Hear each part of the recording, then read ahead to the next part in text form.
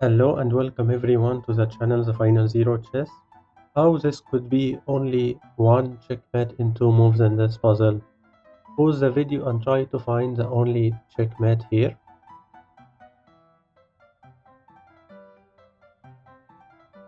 If you play the queen to c6 check, he will play his king to e5, and after you play the queen to e6 check, he will play king f4 and it is not a checkmate in two moves.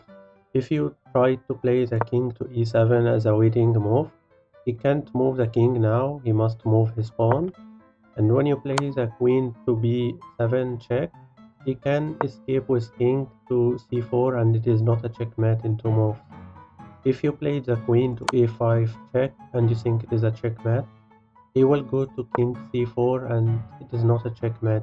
If you play the queen to f4, so he don't escape with his king from e5, he will play e5.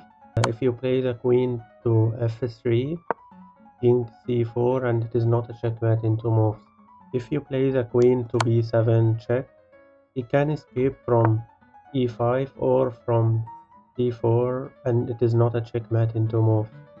And if you play the queen to b8 as a waiting move and not letting him to play king e5, he can run from c4 and it is not a checkmate. If you play the queen to c8, he will play his king to e5, and when you play your queen check from h8, he will run from f5. The only way to checkmate in two moves in this puzzle is to play the queen to c1. If he moved his king to e5, queen g5 checkmate. And if he pushed the pawn to e5, queen c6 checkmate. And that's the only checkmate in two moves here. If you want to watch the previous checkmate, click on the left. Thank you for watching.